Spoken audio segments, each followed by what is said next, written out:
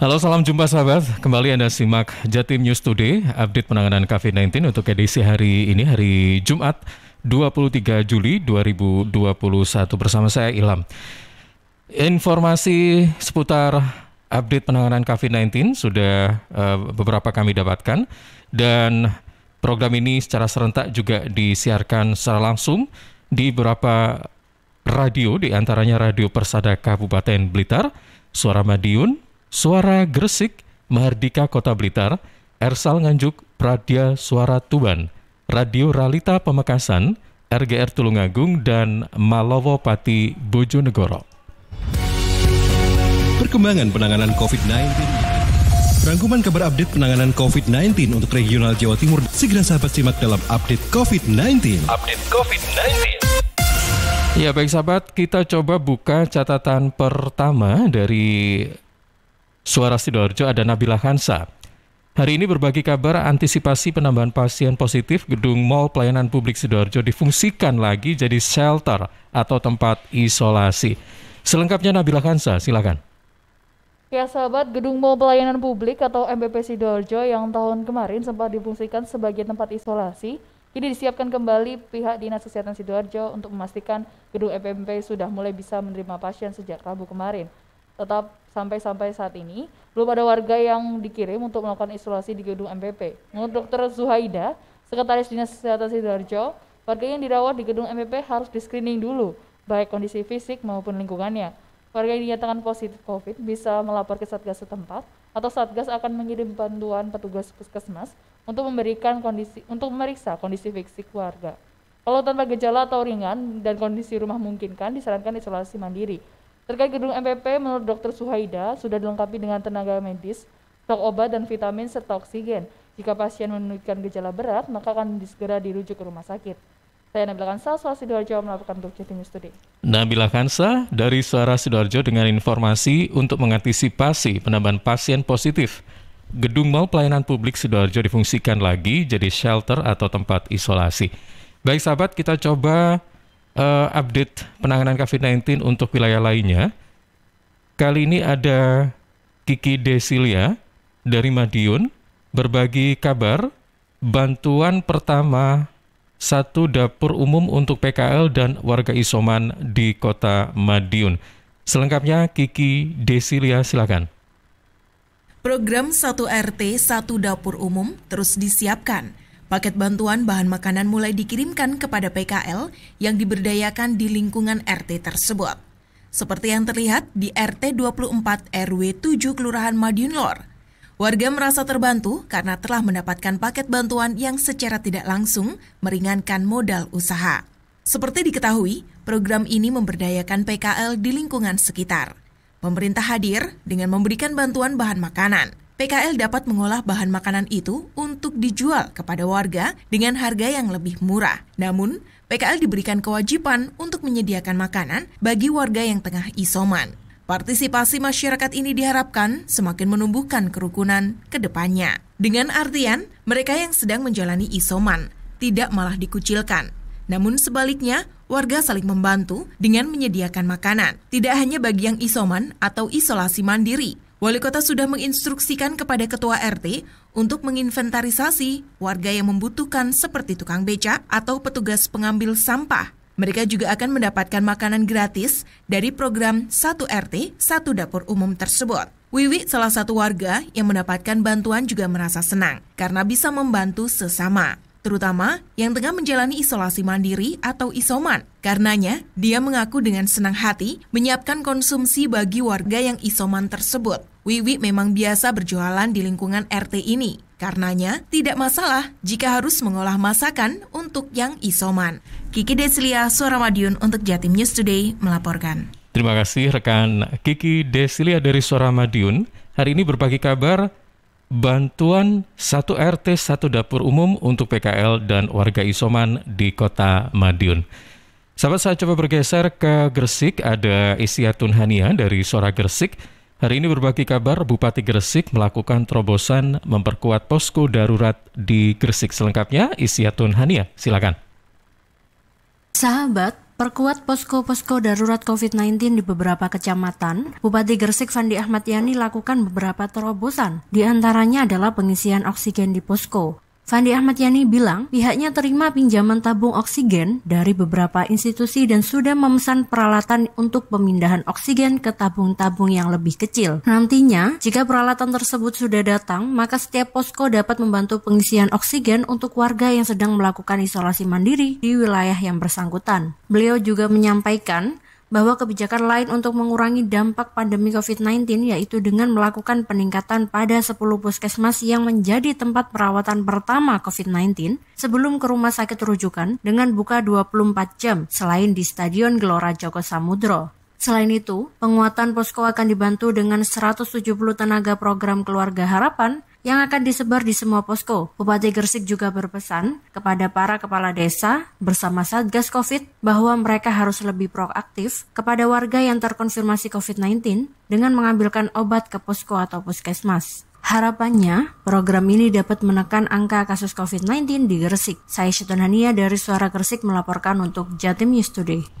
Terima kasih rekan Isyatun Hania dari Suara Gresik. Hari ini berbagi informasi Bupati Gresik melakukan terobosan memperkuat posko darurat di Gresik. Baik sahabat, kita coba buka catatan lainnya dari Risma Erina Persada FM. Hari ini berbagi informasi pada bulan Juli 2021 sebanyak 13 puskesmas di Kabupaten Blitar ditutup sementara. 2 di antaranya masih belum buka. Selengkapnya Risma Erina, silakan. Aktivitas yang tinggi selama pandemi COVID-19 membuat puluhan tenaga kesehatan di puskesmas di Kabupaten Blitar terpapar COVID-19, sehingga puskesmas juga harus ditutup sementara untuk general cleaning. Kepala Bidang Pelayanan Kesehatan Dinas Kesehatan Kabupaten Blitar, Christine Indrawati mengatakan, selama Juli 2021 ini terpaksa menutup sementara 13 puskesmas di waktu yang berbeda karena adanya tenaga kesehatan terkonfirmasi positif COVID-19. Belasan puskesmas itu yakni diantaranya Wonodadi, Bakung, Sanankulon, Garum, Selumbung, Gandusari, Kanigoro, Ulingi, Srengat, Ponggo, Sutojayan, Kademangan, dan Bacem. Dari 13 puskesmas itu, 11 diantaranya sudah buka kembali. Sedangkan untuk puskesmas Kademangan dan Sutojayan masih ditutup selama beberapa hari ke depan. Christine menambahkan jumlah tenaga kesehatan di 13 puskesmas itu yang positif COVID-19 mencapai 70 orang. Di antaranya untuk puskesmas Kademangan sebanyak 7 orang, dan Sutojayan 9 orang. Demikian saya Risma Erina dari LPPL Radio Persada FM Kabupaten Blitar melaporkan untuk Jatim News Today. Risma Erina dari Persada FM berbagi kabar bulan Juli 2021 sebanyak 13 puskesmas di Kabupaten Blitar ditutup sementara. 2 di antaranya masih belum buka.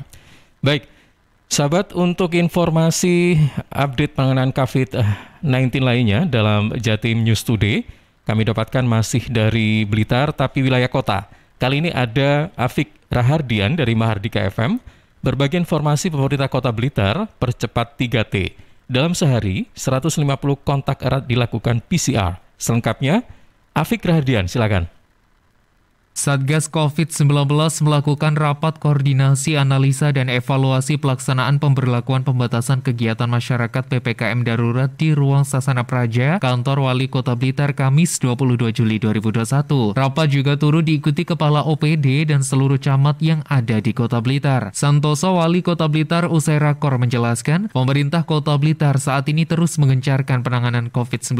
Sesuai data, saat ini Kota Blitar berada di zona orange COVID-19. Untuk itu, Satgas COVID-19 terus melakukan upaya tracing, testing, dan treatment. Sebagai upaya percepatan penanganan sampai saat ini, ada 150 spesimen yang dikirimkan ke RSUD Mardiwaluyo untuk pengecekan PCR setiap harinya. 150 spesimen ini hasil dari kontak erat kasus konfirmasi dengan mekanisme 1 pasien 15 kontak erat yang dilakukan PCR. Langkah ini digencarkan agar mampu memotong rantai penyebaran. Dalam kesempatan ini, Santoso juga meminta agar seluruh OPD memaparkan kinerja penanggulangan COVID-19 selama PPKM darurat. Pihaknya meminta seluruh OPD berkomitmen untuk ikut menanggulangi COVID-19 dengan menyajikan data setiap minggunya. Santoso menambahkan rapat analisa dan evaluasi penanganan COVID-19 ini menjadi agenda mingguan Pemkot Blitar untuk koordinasi bersama pihak terkait dalam menekan penyebaran virus corona. Hasil pantauan yang saya lihat, ada OPD yang sudah betul-betul melaksanakan tugasnya dengan baik, karena dalam paparannya itu ada gambar, dokumen yang bisa ditunjukkan. Tapi ada OPD yang masih setengah hati dalam melaksanakan tugas. Kita menunggu sampai tanggal 25, karena pelaksanaan sampai tanggal 25. Berdasarkan data laporan harian COVID-19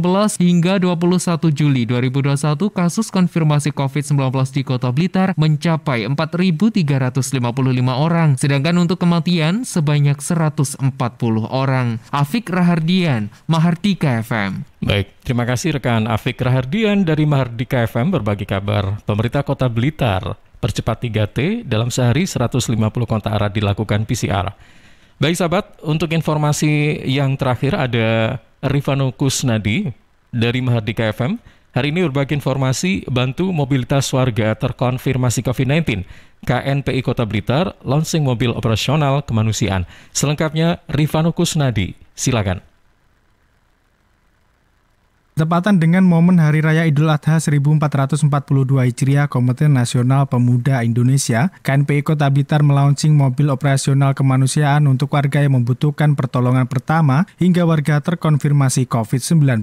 Jimmy Yanuar, Ketua DPD KNPI Kota Blitar, dikonfirmasi via telepon Kamis 22 Juli 2021 mengatakan sebagai bentuk mendukung pemerintah dalam menangani warga yang terkonfirmasi COVID-19 di Kota Blitar, maka KNPI Kota Blitar melaunching mobil operasional kemanusiaan. Harapannya dengan di-launching mobil operasional ini dapat sedikitnya membantu pemerintah daerah dalam menangani warga yang terkonfirmasi COVID-19. Jimmy juga menjelaskan karena peluncuran atau launching mobil operasional bertepatan dengan momen Hari Raya Idul Adha, maka KNPI juga membagikan puluhan daging kurban bagi warga di lingkungan Kelurahan Ngadirejo, Kecamatan Kepanjen Kidul yang terdampak pandemi COVID-19. Jimmy menegaskan, mobil yang digunakan sebagai operasional merupakan mobil pinjam pakai dari Dinas Pemuda dan Olahraga Kota Blitar.